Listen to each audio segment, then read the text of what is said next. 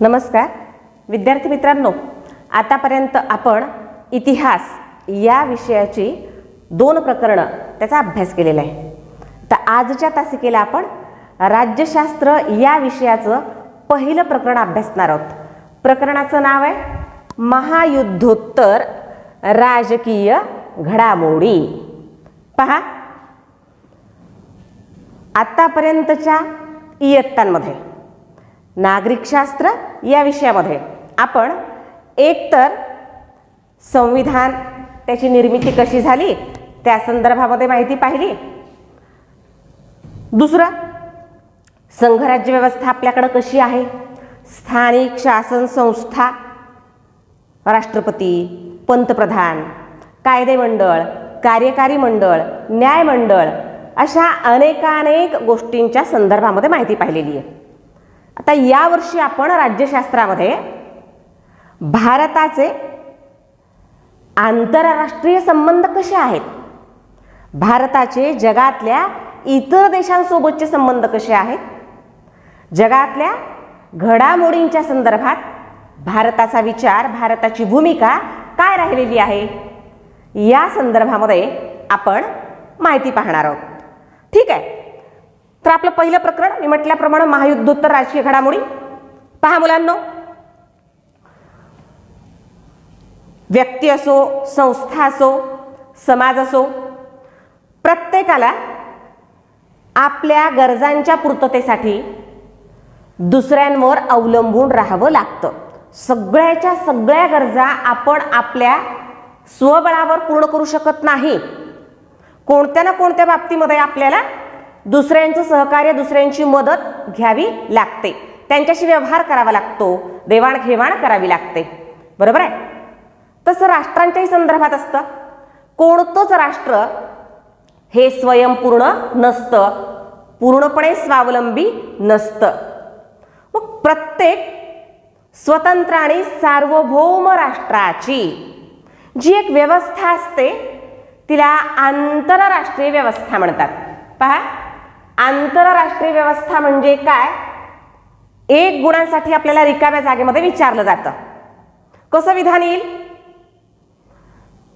प्रत्येक स्वतंत्र व सार्वभौम राष्ट्रांची जी व्यवस्था असते तिला डॅश डॅश असे म्हणतात. तिला काय म्हणतात? आंतरराष्ट्रीय व्यवस्था असं म्हणतात. कारण या जगात अनेक राष्ट्र आहेत. या राष्ट्रांना एकत्र बांधून ठेवण्यासाठी, सगळ्यांच्याच गरजांची पूर्तता व्हावी, सगळ्याच राष्ट्रांना शांततेच्या वातावरणामध्ये सुरक्षितपणे आपापला सगळ्याच क्षेत्रातला विकास साधता यावा, या दृष्टिकोनातून जी एक व्यवस्था राष्ट्रांनी तयार केलेली आहे तिला आंतरराष्ट्रीय व्यवस्था असं संबोधलं जातं. ठीक आहे. तर या आंतरराष्ट्रीय व्यवस्थेची काही वैशिष्ट्ये आहेत. राष्ट्रहित संबंध असतील, परस्परावलंबन असेल किंवा परराष्ट्र धोरण असेल. यापैकी या तासिकेला आपण आंतरराष्ट्रीय व्यवस्थेचं जे महत्त्वाचं वैशिष्ट्य आहे परस्परावलंबन या संदर्भामध्ये माहिती पाहणार आहोत. पहा मुलांनो, नावातच अर्थ कळतो. परस्परांवर अवलंबून असणं त्याला आपण परस्परावलंबन म्हणतो. या परस्परावलंबन या संकल्पनेवरती सुद्धा टिपा लेहामध्ये किंवा थोडक्यात उत्तर लेहामध्ये 2 गुणांसाठी प्रश्न विचारला जाऊ शकतो. पहा, परस्परावलंबन म्हणजे काय? प्रत्येक राष्ट्र कोणत्या ना कोणत्या कारणासाठी हे दुसऱ्या राष्ट्रावर अवलंबून असतं, या ना त्या कारणासाठी. बरोबर आहे. मग राष्ट्र मोठं असो, छोटं असो, विकसित असो, अविकसित असो, मागास असो, समृद्ध असो, कोणतंच राष्ट्र सगळ्याच बाबतीत स्वयंपूर्ण असं नसतं. मग त्याला त्याच्यापेक्षा छोट्या किंवा त्याच्यापेक्षा मोठ्या अशा सगळ्याच राष्ट्रांची विकास पावत असताना मदत घ्यावी लागते, सहकार्य घ्यावं लागतं, अर्थात दुसऱ्यांवर अवलंबून राहावं लागतं. हे जे दुसऱ्यांवर अवलंबून राहणं आहे प्रत्येक राष्ट्राचं कोणत्या ना कोणत्या कारणापायी, त्याला म्हणायचं परस्परावलंबन. आणि परस्परावलंबन हे आंतरराष्ट्रीय व्यवस्थेचं सगळ्यात महत्त्वाचं असं वैशिष्ट्य आहे. ही आंतरराष्ट्रीय जी व्यवस्था आहे या जगातल्या सगळ्या राष्ट्रांची मिळून बनलेली, राष्ट्रांनी मिळून बनवलेली, स्वतःच्या हितासाठी, कल्याणासाठी तिचं महत्त्वाचं वैशिष्ट्यच परस्परावलंबन आहे. ही गोष्ट लक्षात घ्या, कारण एक गुणासाठी इथं पण विधान तयार होतं की डॅश डॅश हे आंतरराष्ट्रीय व्यवस्थेचे महत्वाचे वैशिष्ट्य आहे. उत्तर काय आहे? परस्परावलंबन. ठीक आहे, परस्परावलंबन म्हणजे काय ते आपण पाहिलं की कोणतंच राष्ट्र स्वयंपूर्ण नसतं आणि कोणत्या ना कोणत्या कारणासाठी त्याला, मग ते विकसित असो, समृद्ध असो, मागास असो किंवा प्रगत असो, प्रत्येक राष्ट्राला आपल्यापेक्षा मोठ्या छोट्या अनेक राष्ट्रांवरती अवलंबून राहावं लागतं, त्यांचं सहकार्य घ्यावं लागतं, त्यांची मदत घ्यावी लागते. याला म्हणायचं परस्परावलंबन. मग हे परस्परावलंबन साधत असताना प्रत्येक राष्ट्र आंतरराष्ट्रीय क्षेत्रात इतर देशांशी आपले संबंध कसे असावेत या संदर्भामध्ये धोरण आखतं, ज्याला आपण त्या राष्ट्राचं परराष्ट्र धोरण असं संबोधतो. प्रत्येक राष्ट्राचं जे परराष्ट्र धोरण असतं ते वैशिष्ट्यपूर्ण असं असतं आणि ते परराष्ट्र धोरण आखण्याचा त्या राष्ट्राला हक्क असतो, कारण ते राष्ट्र स्वतंत्र आणि सार्वभौम आहे. ठीक आहे, मग प्रत्येक राष्ट्राचं परराष्ट्र धोरण ठरलेलं आहे, वैशिष्ट्यपूर्ण आहे. अशा परिस्थितीत जगा आणि जगू द्या असं ज्याचं परराष्ट्र धोरण असतं, एकमेका सहाय्य करू अवघे धरू सुपंथ असं ज्या राष्ट्राचं परराष्ट्र धोरण असतं, शांततेतच विकास होतो अशा विचारावर ज्या राष्ट्राची निष्ठा असते, हे ज्या राष्ट्राचं तत्व असतं, जागतिक शांतता आणि सुरक्षितता प्रस्थापित करण्यासाठी आपण सर्वतोपरी मदत केली पाहिजे असं ज्या राष्ट्राचं परराष्ट्र धोरण असतं, इतराच्या स्वातंत्र्याचा सार्वभौमत्वाचा आपण आदर केला पाहिजे असं ज्या राष्ट्राचं परराष्ट्र धोरण असतं, त्या राष्ट्रामुळं आंतरराष्ट्रीय जे प्रश्न आहेत, समस्या आहेत, त्या सोडवायला मदत होते. पण काही राष्ट्रांचं परराष्ट्र धोरण हे अतिशय आक्रमक असं असतं, म्हणजे माझं ते माझं आणि तुमचं तेही माझं असं आक्रमक परराष्ट्र धोरण ज्या राष्ट्राचं आहे, त्याच्यामुळं राष्ट्रांमध्ये संघर्ष निर्माण होतो, प्रसंगी युद्धही करावी लागतात. मग अशाच प्रकारे आक्रमक राष्ट्रवादातून आणि लष्करी तयारी म्हणा, शस्त्रास्त्र स्पर्धा म्हणा किंवा गटबाजीचं घाणेरडं राजकारण म्हणा, दोन गटात जगाची विभागणी झाली यासाठी म्हणा, जगात आतापर्यंत 2 महायुद्ध घडून आली, ज्याला आपण पहिलं महायुद्ध आणि दुसरं महायुद्ध असं संबोधतो, म्हणून ओळखतो. ठीक आहे, तर पहिलं महायुद्ध आपल्या पुस्तकात पहिल्या आणि दुसऱ्या महायुद्धाचा काही मुद्द्यांच्या अनुषंगाने आपण विचार करणार आहोत. तर पहिलं महायुद्ध, त्याचा कालखंड कोणता आहे? 1914 ते 1918 या काळामध्ये पहिलं महायुद्ध घडून आलं. झालं युरोपच्या भूमीवरती. पण या पहिल्या महायुद्धाची, कारण हे 2 राष्ट्रातलं नव्हतं युद्ध, महायुद्ध आहे, कारण अनेक राष्ट्र या युद्धामध्ये प्रत्यक्ष आणि अप्रत्यक्षरित्या सहभागी झालेली होती. म्हणजे काही प्रत्यक्ष युद्ध मैदानावर होती, प्रत्यक्ष त्यांचा सहभाग होता सर्वार्थाने, तर काही राष्ट्रांचा अप्रत्यक्ष त्याच्यामध्ये सहभाग होता. ठीक आहे, त्यामुळे हे महायुद्ध आहे आणि याची झळ सबंध जगभरातल्या राष्ट्रांना पोहोचली. या युद्धामध्ये सहभागी राष्ट्र किती होती? प्रत्यक्ष सहभाग आता मी म्हणाल्याप्रमाणे तर 2 गटात विभागणी झालेली होती पहिल्या महायुद्धामध्ये, जगातल्या राष्ट्रांची आणि विशेषतः युरोप खंडातल्या राष्ट्रांची, मित्र राष्ट्र आणि मध्यगत राष्ट्र. मित्र राष्ट्रांमध्ये ब्रिटन आहे, फ्रान्स आहे, रशिया आहे, इटली आणि अमेरिका, हे 5 देश प्रत्यक्षपणे एकमेकांच्या खांद्याला खांदा लावून परस्परांना सहकार्य करत एका गटात मध्यगत राष्ट्रांच्या विरोधामध्ये लढली. मग मध्यगत राष्ट्र कोणती? हा गट. त्याच्या सहभागी राष्ट्र कोणती? मध्यगत. Germany, Bulgaria, Austria Hungary, Ottoman साम्राज्य. हे ऑस्ट्रिया हंगेरी आणि ऑटोमन साम्राज्य खूप मोठी साम्राज्य होती. ज्या ऑस्ट्रिया हंगेरीतून आणि ऑटोमन साम्राज्यातून आज बरीच राष्ट्र स्वतंत्र झालेली आपल्याला दिसून येतात, त्यावेळेस ही खूप मोठाली अशी साम्राज्य होती. ठीक आहे, तर ही सहभागी राष्ट्र होती पहिल्या महायुद्धातली. मग हे महायुद्ध झालं, भयंकर वित्तहानी झाली, जीवितहानी झाली, अर्थव्यवस्था कोसळल्या. सहभागी राष्ट्रांच्या पण आणि ज्यांचा सहभाग प्रत्यक्ष नव्हता अशा राष्ट्रांच्या पण आर्थिक स्थिती खस्ताहाल झाली. राष्ट्रांचं आर्थिक कंबरडं मोडलं थोडक्यात. आणि या पहिल्या महायुद्धानंतर जे 1914 ते 1918 या 4 वर्षाच्या काळामध्ये चाललं, अशा प्रकारचं युद्ध भविष्यात परत होऊ नये. कारण हे महायुद्ध किती भयंकर आहे, त्याचे चटके सगळ्यांनीच सोसलेले होते आणि त्यामुळं अशा प्रकारचं युद्ध भविष्यात होऊ नये. राष्ट्रात जर काही समस्या निर्माण झाली, प्रश्न निर्माण झाले, तर ते वाटाघाटीच्या मार्गाने, सामोपचाराने, बैठका घेऊन, चर्चा करून सोडवावेत. यासाठी बैठका घेण्यासाठी, चर्चा करण्यासाठी एखादं व्यासपीठ असावं, जिथं सगळीच राष्ट्र एकत्र येतील आणि कोणत्याही 2 राष्ट्रामध्ये निर्माण झालेला प्रश्न त्या ठिकाणी सोडवायला मदत होईल. म्हणून राष्ट्रसंघ या संघटनेची स्थापना करण्यात आली, ज्यालाच इंग्लिशमध्ये लीग ऑफ नेशन्स असंही संबोधलं जातं. म्हणजे पहिल्या महायुद्धानंतर स्थापन झालेली आंतरराष्ट्रीय संघटना कोणती आहे? राष्ट्रसंघ. त्यानंतर आत्ताच मी म्हणाले की या पहिल्या महायुद्धाचे आर्थिक परिणाम फार भयंकर असे होते, कारण मोठ्या प्रमाणात जीवितहानी आणि वित्तहानी झाली. त्याचप्रमाणे अर्थव्यवस्थाही कोसळल्या आणि त्यामुळं जागतिक महामंदी आली. कारण उत्पादन बंद आहे हो 4 वर्षाच्या काळामध्ये आणि सगळं विध्वंस आहे, उद्ध्वस्त झाले. रस्ते उद्ध्वस्त, शेती उद्ध्वस्त, उद्योगधंदे उद्ध्वस्त, धरणं, पुलं, सरकारी इमारती, दवाखाने, कारखाने सगळं उद्ध्वस्त झालेलं आहे. अशा परिस्थितीत उत्पादन कार्य काहीच नाही आहे.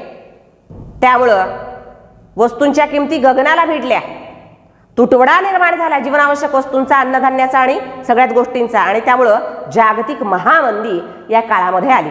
हा आर्थिक परिणाम आहे पहिल्या महायुद्धाचा. तर राजकीय परिणाम काय झाला आहे पहिल्या महायुद्धाचा? पहा, युरोपात जी ऑस्ट्रिया, हंगेरी, ऑटोमन साम्राज्यासारखी मोठमोठाली साम्राज्य होती, या पहिल्या महायुद्धानंतर या साम्राज्यामध्ये चळवळी सुरू झाल्या आणि वांशिकदृष्ट्या भिन्न असणाऱ्या भागातल्या लोकांनी आपापला तो वेगळा असा देश निर्माण करण्यासाठी चळवळी सुरू केल्या. आणि त्यामुळं झालं काय, युरोपातली साम्राज्य जी होती ती कोसळली आणि आर्थिक व्यवस्था खस्ताहाल आहे, अर्थव्यवस्था कोसळलेली आहे, महामंदी आलेली आहे, सगळी गडबड गोंधळाची स्थिती आहे, राजकीय अव्यवस्था, अराजकता आहे. अशा परिस्थितीत साम्राज्य धरून ठेवणं पण शक्य नव्हतं या दिशांना, त्या ठिकाणच्या राजलोकांना. आणि त्यामुळं ह्या साम्राज्यांचं विघटन झालं. त्याच्यापासून बरेच देश वेगळे व्हायला सुरुवात झाली. त्याचसोबत म्हणजे नवीन राष्ट्र अस्तित्वात आली आणि आशिया आणि आफ्रिका खंडामध्ये ब्रिटिशांच्या, फ्रेंचांच्या, डचांच्या, पोर्तुगीजांच्या, स्पॅनिश लोकांच्या ज्या वसाहती होत्या, त्या वसाहतींमध्ये स्वातंत्र्य प्राप्तीसाठी ज्या ठिकाणी चळवळी सुरू नव्हत्या तिथं चळवळी सुरू झाल्या आणि ज्या ठिकाणी चळवळी आधी सुरू होत्या त्या ठिकाणी त्या चळवळी आधी तीव्र झाल्या, प्रखर झाल्या. प्रयत्न शर्थीचे व्हायला लागले स्वतंत्र होण्यासाठी, पारतंत्र्यातून मुक्त होण्यासाठी वसाहतींचे. जे राजकीय परिणाम झाले पहिल्या महायुद्धानंतर. पहिलं महायुद्ध झालं, पहिलं महायुद्ध जसं खूप भयंकर होतं, असं युद्ध परत होऊ नये म्हणून प्रयत्न करण्यासाठी राष्ट्रसंघाची स्थापनाही झाली, पण राष्ट्रसंघ अपयशी ठरला. परत दुसऱ्या महायुद्धाला पूरक अशी परिस्थिती युरोप खंडामध्ये आणि जगामध्ये निर्माण झाली. कारण परत राष्ट्रांनी आपलं लष्कर वाढवायला सुरुवात केली, शस्त्र मोठ्या प्रमाणात निर्माण करायला सुरुवात केली, गुप्त करार करायला लागले, गुप्त राजनीती करायला लागले, गटबाजीचं विषारी राजकारण सुरू झालं. प्रसार माध्यमांनी एकमेकांच्या विरोधात विषारी प्रचार करायला सुरुवात केली. आत्यंतिक राष्ट्रवाद, माझंच राष्ट्र श्रेष्ठ, माझ्याच राष्ट्राची संस्कृती, परंपरा, इतिहास, भूगोल श्रेष्ठ, अशा विचारातून माझ्या राष्ट्राचा अपमान म्हणजे माझा अपमान, अशा भावनेतून, आत्यंतिक राष्ट्रवादातून परत दुसऱ्या महायुद्धाला पूरक अशी परिस्थिती निर्माण झाली. त्यात जर्मनीमध्ये आत्यंतिक राष्ट्रवादी भावनेच्या हुकुमशहांचा उदय झाला. जे जर्मनीमध्ये हिटलरचा, इटलीमध्ये बेनिटो मुसोलिनीचा, स्पेनमध्ये, पोर्तुगालमध्ये अशा किंवा जपानमध्ये हुकुमशाही, लष्करी हुकुमशाही याला सुरुवात झाली. आणि परत एकदा जग दारुगोळ्याच्या कोठारावर बसलं, फक्त ठिणगी पडायला अवकाश. अशी दुसऱ्या महायुद्धाला पूरक अशी परिस्थिती, पार्श्वभूमी जगामध्ये निर्माण झाली. आणि जर्मनीच्या ॲडॉल्फ हिटलरने शेजारीच असणाऱ्या छोट्या अशा जर्मनीच्या शेजारचा एक छोटासा देश पोलंड, त्यावर या जर्मनीची ॲडॉल्फ हिटलरची नजर होती. त्या पोलंडवर आक्रमण केलं 1939 मध्ये आणि दुसऱ्या महायुद्धाचा नारळ फुटला. सुरुवात झाली दुसऱ्या महायुद्धाला. हा कालखंड दुसऱ्या महायुद्धाचा पहिल्या महायुद्धापेक्षा सुद्धा जास्त आहे मुलांनो. पहिलं महायुद्ध 4 वर्ष चाललं, तर दुसरं महायुद्ध 1939 ते 1945 म्हणजे 6 वर्ष चाललं. इथंही 2 गट पडले. गटबाजीच्या राजकारणातून तर या महायुद्धाला सुरुवात झाली होती. मित्रराष्ट्र आणि अक्षराष्ट्र. पहा, या ठिकाणी नाव आहे पहिल्या महायुद्धातली सहभागी राष्ट्र मित्रराष्ट्र, मध्यगत राष्ट्र. तर दुसऱ्या महायुद्धातल्या सहभागी राष्ट्रांना मित्रराष्ट्र आणि अक्षराष्ट्र म्हटलेलं आहे. मित्रराष्ट्रांचा जो गट होता त्यांचं संख्याबळ यावेळी जास्त वाढलेलं आपल्याला दिसतं. कारण वसाहतींना सुद्धा आशिया आफ्रिका खंडातल्या या मित्र राष्ट्रांनी आपल्या या दुसऱ्या महायुद्धामध्ये आपल्या बाजूनी ओढलेलं दिसतं.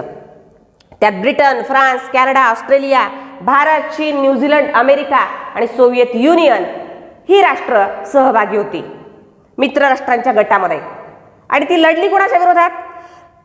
अक्षराष्ट्रांच्या विरोधात, ज्यात जर्मनी, जपान, इटली हे हुकुमशाही असे देश होते. युद्ध झालं, 6 वर्ष चाललं. भयंकर वित्तहानी, जीवितहानी याही युद्धामध्ये झाली. अशा प्रकारचं युद्ध परत होऊ नये भविष्यात, कारण युद्धाने प्रश्न सुटण्यापेक्षा प्रश्न आणखी जास्त निर्माण होतात. हा परत एकदा पुन्हा अनुभव जगाने घेतला आणि त्यामुळं अशा प्रकारचं युद्ध होऊ नये. राष्ट्रात समस्या तर निर्माण होणारच आहेत. भांड्याला भांडे लागल्यानंतर आवाज तर येणारच आहे. एकमेकांच्या शेजारी राष्ट्र आहेत, काही ना काही त्यामध्ये समस्या असणारच आहेत, संघर्ष होणारच आहे. पण प्रत्यक्ष युद्ध होऊ नये यासाठी शांतता प्रस्थापित व्हावी, प्रत्येकाला शांततेमध्ये विकास साधता यावा म्हणून परत एका आंतरराष्ट्रीय संघटनेची स्थापना झाली, जिचं नाव आहे UNO, युनायटेड नेशन्स ऑर्गनायझेशन. पण शॉर्ट मध्ये याला UN असंही संबोधलं जातं. युनायटेड नेशन्स, संयुक्त राष्ट्रे, युनायटेड नेशन्स. युनो किंवा UN म्हणजे संयुक्त राष्ट्रे ही संघटना, आंतरराष्ट्रीय संघटना दुसऱ्या महायुद्धानंतर स्थापन झाली. आर्थिक परिणाम, युद्धाचे परिणाम जवळपास सारखेच असतात, कारण एक परिणाम तर ठरलेलाच असतो, जीवितहानी आणि वित्तहानी. आणि हे युद्ध नाहीये, महायुद्ध आहे. त्यामुळे प्रचंड हा शब्द त्याच्या पाठीमागे लागतो. प्रचंड जीवितहानी आणि वित्तहानी. अर्थव्यवस्था सगळ्याच राष्ट्रांच्या कोसळलेल्या, म्हणजे जिंकलेल्या पण आणि हारलेल्या पण अर्थव्यवस्था कोसळलेल्या दिसतात. कारण 6 वर्ष उत्पादन फारसं नाही आहे, फक्त खर्च आहे, फक्त विध्वंस आहे, फक्त हानी आणि हानी आहे. ठीक आहे. राजकीय परिणाम काय झाला या दुसऱ्या महायुद्धाचा? अनेक परिणामांपैकी सगळ्यात महत्त्वाचा परिणाम जर कोणता झाला असेल तर तो म्हणजे या दुसऱ्या महायुद्धानंतर अमेरिका आणि सोव्हिएत युनियन यांच्यात जगाच्या नेतृत्वावरून, नेतृत्वाच्या प्रश्नावरून, जगाचं नेतृत्व आता दुसऱ्या महायुद्धानंतर कोण करणार यावरून 2 राष्ट्रांमध्ये जी रस्सीखेच सुरू झाली नेतृत्वाच्या दृष्टिकोनातून, त्याच्यातून शीतयुद्धाला सुरुवात झाली. कोणामध्ये शीतयुद्धाला सुरुवात? 1 गुणांसाठी विचारला जाऊ शकतो प्रश्न रिकाम्या जागेमध्ये. शीतयुद्ध हे अमेरिका व डॅश डॅश या 2 देशांच्या दरम्यान झाले. अमेरिका आणि सोव्हिएत युनियन या 2 देशांमध्ये. तर शीतयुद्ध, युद्ध आणि शीत वेगळं वाटतं ना? ठीक आहे. तर शीतयुद्ध म्हणजे काय ते आपण बघूया. 2 गुणांसाठी शीतयुद्ध म्हणजे काय असा प्रश्न आपल्याला विचारला जाऊ शकतो. पहा, युद्धाच्या दरम्यान, दुसऱ्या महायुद्धाच्या दरम्यान, पहिल्या पण आणि दुसऱ्या पण, दुसऱ्या महायुद्धाच्या दरम्यान एकमेकांचे सहकारी म्हणून, एकमेकांना सहकार्य करीत, एकमेकांच्या खांद्याला खांदा लावून लढणारी 2 राष्ट्र अमेरिका आणि सोव्हिएत युनियन युद्धानंतर मात्र जगाच्या नेतृत्वाच्या कारणावरून प्रश्नावरून एकमेकांचे स्पर्धक बनले. म्हणजे शीतयुद्ध म्हणजे काय ते आपण बघतोय. नेमकं शीतयुद्धाला सुरुवात कशी आणि का झाली.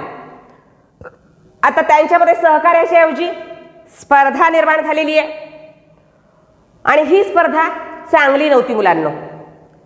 चांगली स्पर्धा असती तर तिला आपण युद्ध म्हटलो नसतो, बरोबर आहे. आणि स्पर्धा किती दिवस, किती वर्ष. या स्पर्धेनं 40 ते 50 वर्षाचा कालखंड व्यापलेला आपल्याला दिसून येतो. म्हणजे साधारणपणे 1945 पासून ते 1990 पर्यंत हे शीतयुद्ध चाललं अमेरिका आणि सोव्हिएत युनियनमध्ये. कारण दुसरं महायुद्ध 1945ला संपलं असं म्हणाले ना मी. 6 ऑगस्ट आणि 9 ऑगस्ट या 2 दिवशी अनुक्रमे हिरोशिमा आणि नागासाकी या जपानच्या 2 शहरांवरती अमेरिकेने लिटल बॉय आणि फॅट मॅन असे अणुबॉम्ब टाकले. कारण जर्मनीचा पराभव झालेला होता, हिटलरनं आत्महत्या केलेली होती. इटलीच्या बेनिटो मुसोलिनीचाही निकाल लागलेला होता. पण जपान मात्र आणखी युद्ध ताणतच होता. तो शरणागती पत्करत नव्हता, युद्धबंदी करारही करत नव्हता. आणि त्यामुळे अमेरिकेनं हे युद्ध बंद करण्यासाठी, या युद्धाला पूर्णविराम देण्यासाठी म्हणून हे पाऊल उचललं आणि अणुबॉम्ब टाकले हिरोशिमा नागासाकीवरती. आणि 14 ऑगस्टला जपानने आम्ही शरणागती पत्करतोय असं सांगितलं आणि 15 ऑगस्ट 1945ला जपानने शरणागती पत्करली. दुसऱ्या महायुद्धाला विराम मिळाला. या 1945 पासून दुसरं महायुद्ध संपल्यापासून ते 1990 पर्यंत या 2 देशांमध्ये युद्ध नाही पण शांतताही नाही. तणावपूर्ण परिस्थिती जी होती त्या तणावपूर्ण युद्धाला पूरक, युद्धाचा भडका कधी उडेल अशी जी परिस्थिती या 2 राष्ट्रांच्या संबंधाने संपूर्ण जगात निर्माण केलेली होती, तिला, त्या परिस्थितीला शीतयुद्ध असं संबोधलं जातं. युद्ध नाही पण शांतताही नाही. युद्धाचा भडका कधी उडेल अशी जी 40 ते 50 वर्ष परिस्थिती अमेरिका आणि सोव्हिएत युनियन या 2 स्पर्धक राष्ट्रांनी जगात निर्माण केली होती, त्या परिस्थितीचं वर्णन शीतयुद्ध असं केलं जातं. मग या शीतयुद्धामुळं, कारण युद्ध आहे, प्रत्यक्ष जरी झालं नाही तरी युद्धच आहे ना, 40 ते 50 वर्ष, या शीतयुद्धाचे परिणाम काय आहेत बघा. 4 वर्ष चाललेल्या 1914 ते 1918 या 4 वर्ष चाललेल्या पहिल्या महायुद्धाचे परिणाम किती भयंकर होते. 1939 ते 1945 अशी 6 वर्ष चाललेल्या दुसऱ्या महायुद्धाचे परिणाम त्याच्यापेक्षा भयंकर असे होते. तर 40 ते 50 वर्ष चाललेल्या शीतयुद्धाचे परिणाम त्याच्याही पेक्षा भयंकर होते. ठीक आहे, तर काय होते शीतयुद्धाचे परिणाम. कारण 2 गुणांसाठी आपल्याला प्रश्न विचारला जाऊ शकतो. शीतयुद्धाचे परिणाम, टिपामध्ये थोडक्यात उत्तरे लिहामध्ये हा प्रश्न विचारला जाऊ शकतो शीतयुद्धाच्या परिणामावरती. पहा, पहिला काय परिणाम झाला. लष्करी संघटनांची निर्मिती झाली. कारण दुसऱ्या महायुद्धामध्ये अमेरिकेने या दुसऱ्या महायुद्धाचा शेवट करण्यासाठी अणुबॉम्बचा जो वापर केला त्यामुळे सगळं जग हादरलं. जपानच्या हिरोशिमा नागासाकीवरती जरी अणुबॉम्ब टाकला तरी अमेरिकेने सगळ्या जगाला हादरवलं होतं की लष्करी तयारी, शस्त्रास्त्रांची तयारी, स्वतःच्या देशाला सुरक्षित ठेवण्यासाठी आम्हाला किती उच्च कोटीची करावी लागणार आहे या संदर्भात प्रत्येक राष्ट्र विचार करायला लागलं. प्रत्येक राष्ट्र दुसऱ्या राष्ट्राकडं, शेजाऱ्या पाजाऱ्या राष्ट्रांकडं संशयाने बघायला लागलं की माझ्यापेक्षा जर माझ्या शेजाऱ्याची लष्करी आणि शस्त्रास्त्रांची तयारी जर जास्त असेल तर मी असुरक्षित आहे. मग माझ्या राष्ट्राच्या सुरक्षिततेसाठी मलाही जास्तीत जास्त संहारक, विनाशकारी अशी शस्त्रास्त्र निर्माण करावी लागणार आहेत. मग मला निर्माण करता नाही आली तर ती दुसऱ्या राष्ट्राकडून मागवावी तरी लागणार आहेत, पण ती माझ्याकडे असली पाहिजेत, माझ्या शस्त्रागारामध्ये ती असली पाहिजेत, अशी प्रत्येक छोट्या मोठ्या राष्ट्राची भावना व्हायला लागली. आणि या भीतीतून लष्करी संघटनांची निर्मिती झाली. आता अर्थातच या लष्करी संघटना दोघांच्या नेतृत्वाखाली स्थापन झाल्या, कारण रस्सीखेच सुरू आहे ना जगाचं नेतृत्व करण्यासाठी. दोन नेते आहेत जगात, एक अमेरिका आणि दुसरा सोव्हिएत युनियन. या दोन राष्ट्रांनी त्यापैकी अमेरिकेने नाटो, सिएटो, सेंटो अशा लष्करी संघटना निर्माण केल्या. म्हणजे या संघटनेच्या अंतर्गत त्यांनी जगातल्या, आशिया खंडातल्या, आफ्रिका खंडातल्या किंवा युरोप खंडातल्या, अमेरिका खंडातल्या अशा राष्ट्रांना आपल्या गटात खेचण्याचा प्रयत्न केला. मग गटात सहजासहजी राष्ट्र येणार होती का? नाही. त्यांना काहीतरी आमिष दाखवावं लागणार होतं. मग आर्थिक फायदा असेल किंवा शस्त्रास्त्रांची मदत असेल, आणि त्यासाठी म्हणून लष्करी संघटनांची निर्मिती या दोन्ही राष्ट्रांनी केली. आपला गट मजबूत करण्यासाठी, आपल्या गटाचं संख्याबळ वाढवण्यासाठी, म्हणून की माझ्या गटात तुम्ही आलात तर आर्थिक मदतही होईल आणि सगळ्यात महत्त्वपूर्ण असं सुरक्षेच्या दृष्टिकोनातून तुम्हाला सर्वतोपरी शस्त्रास्त्रांची लष्करी मदत करण्यात येईल. तुम्ही सुरक्षित राहाल माझ्या गटात आलं तर. अशा प्रकारचा आमिष दाखवून आपला गट मोठा करण्याचा प्रयत्न दोन्ही राष्ट्रांनी केला. आणि त्यात नाटो ही अमेरिकेच्या नेतृत्वाखालील लष्करी संघटना निर्माण झाली, तर वॉर्सा ही सोव्हिएत युनियनच्या नेतृत्वाखालची लष्करी संघटना निर्माण झाली. आणि परत एकदा जगामध्ये दूषित, विषारी असं संशयाचं, द्वेषाचं वातावरण निर्माण झालं. दुसरा परिणाम आहे जगाचं द्विध्रुवीकरण झालं. म्हणजे संपूर्ण जगाची दोन महासत्तांच्या गटामध्ये विभागणी झाली. त्याला म्हणायचं द्विध्रुवीकरण. एक ध्रुव म्हणजे अमेरिका आणि दुसरं ध्रुव म्हणजे सोव्हिएत युनियन. एक तर अमेरिकेच्या गटात, नाही तर सोव्हिएत युनियनच्या गटात राष्ट्र पटापट सहभागी व्हायला लागले. त्यामुळं जगाचं द्विध्रुवीकरण झालं. हा शीतयुद्धाचा दुसरा परिणाम आहे. शस्त्रास्त्र स्पर्धा तीव्र झाली. वास्तविक पाहता संयुक्त राष्ट्र ही संघटना निर्माण झालेली होती. कशासाठी? शस्त्रास्त्र स्पर्धेतून, लष्करी जय्यत तयारीतून, अनेक आंतरराष्ट्रीय अशा गुप्त संघटनांच्या निर्मितीतून, गटबाजीच्या राजकारणातून, आत्यंतिक राष्ट्रवादातून. पण परत शस्त्रास्त्र स्पर्धा तीव्र झाली. ही होऊ नये याच्यासाठी संयुक्त राष्ट्र ही संघटना प्रयत्नरत होती.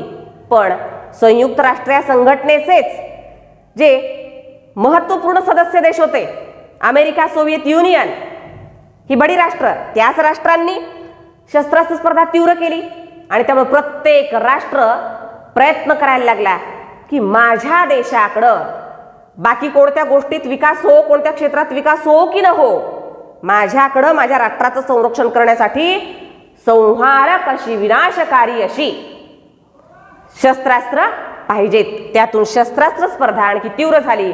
कारण त्या आगीत, ही जी शस्त्रास्त्र स्पर्धेची आग होती, त्याच्यात तेल घालण्याचं, त्याला भडकवण्याचं काम या दोन राष्ट्रांनी केलं, एक अमेरिका आणि सोव्हिएत युनियन. त्यात त्यांचा फायदाच होता. ठीक आहे. पुढं चौथा परिणाम आहे शीतयुद्धाचा. प्रादेशिक संघटनांची निर्मिती झाली. इथं लष्करी संघटनांची निर्मिती आहे, इथं प्रादेशिक संघटनांची निर्मिती याच काळात झाली. कारण नुसतं शस्त्रास्त्र वाढवून, विनाशकारी अशी शस्त्र निर्माण करून नुसतं लष्कर वाढवूनच जमणार नव्हतं. पण सगळ्याच देशांच्या अर्थव्यवस्था या कोसळलेल्या होत्या आणि या कोसळलेल्या अर्थव्यवस्थेला सावरायचं होतं. अर्थव्यवस्था मजबूत करायच्या होत्या. आपल्या देशाची आर्थिक स्थिती मजबूत करायची होती. अनेक क्षेत्रातला विकास साध्य करायचा होता. एकमेका सहाय्य करू अवघे धरू सुपंथ असं म्हणल्याशिवाय पर्याय नव्हता. म्हणून अनेक देशांनी एकत्रित येऊन आपल्या प्रादेशिक संघटना स्थापन करून त्याच्या मार्फत आर्थिक विकास साधण्याचा, सामाजिक विकास साधण्याचा प्रयत्न केला. त्यात युरोप खंडात सुद्धा युरोपीय आर्थिक संघ या संघटनेची स्थापना झाली. तर आग्नेय आशियाई राष्ट्र म्हणजे इंडोनेशिया असेल, मलेशिया असेल, सिंगापूर असेल, अशा राष्ट्रांची मिळून आसियान नावाची एक प्रादेशिक संघटना निर्माण झाली. अशा बऱ्याच संघटना निर्माण झाल्या. पण या ठिकाणी उदाहरणादाखल एक नाव दिलेले आहे, आग्नेय आशियातील राष्ट्रांनी निर्माण केलेली आसियान नावाची संघटना. एक गुणासाठी याच्यावरती सुद्धा रिकामी जागा विचारली जाऊ शकते. आग्नेय आशियातील राष्ट्रांनी स्थापन केलेली प्रादेशिक संघटना डॅश डॅश ही आहे. तर तिचं नाव काय आहे? आसियान. आणि या शीत युद्धाचा आणखी एक परिणाम आहे, 5वा परिणाम आपण या ठिकाणी लिहिलेला आहे, अलिप्ततावाद. बघा, संपूर्ण जगाची 2 गटात विभागणी होत असताना काही नव्याने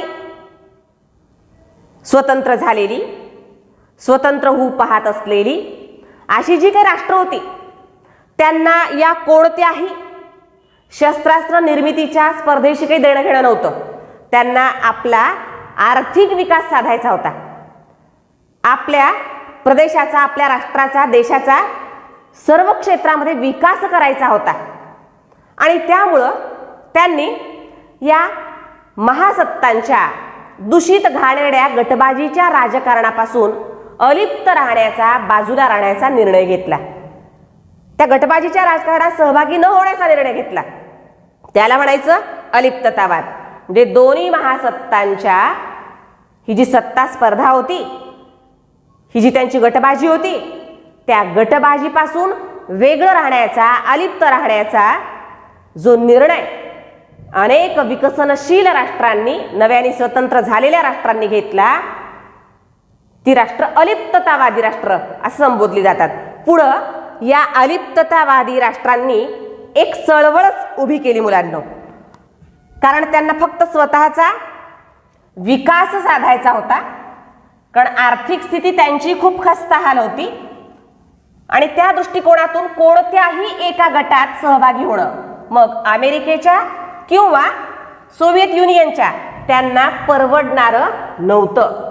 त्यांना दोन्ही राष्ट्रांची मदत हवी होती आणि त्यामुळं त्यांनी अलिप्त राहण्याचा जो निर्णय घेतला त्यातून एक चळवळ उभी झाली. सुरुवात केली अलिप्ततावादी चळवळीला.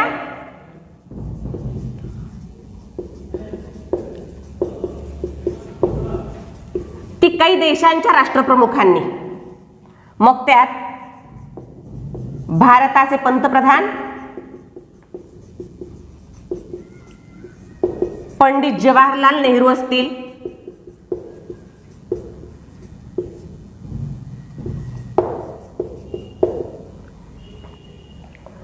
इंडोनेशियाचे राष्ट्राध्यक्ष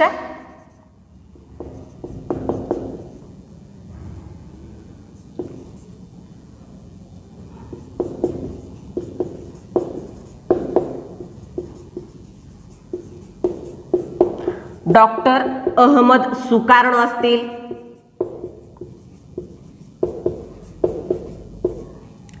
युगोस्लाव्हियाचे अध्यक्ष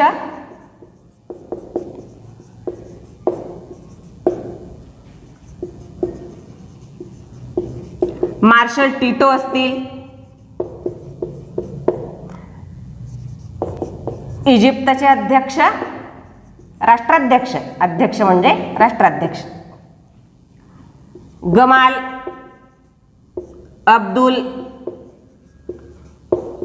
नासेर असतील आणि घानाचे पंतप्रधान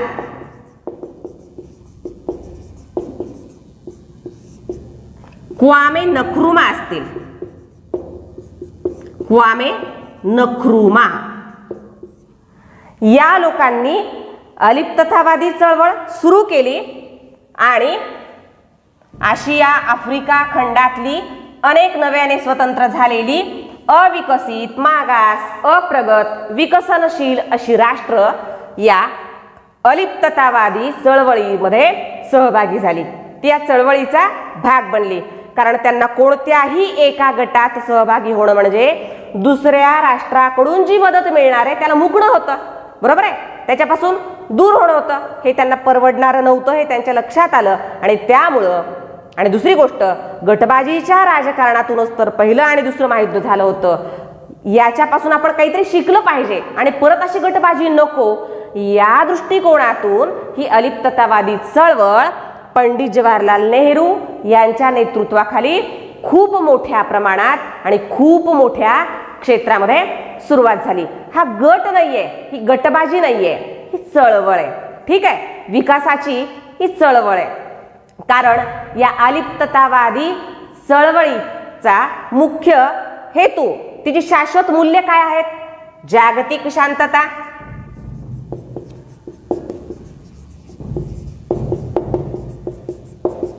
मानवतावाद,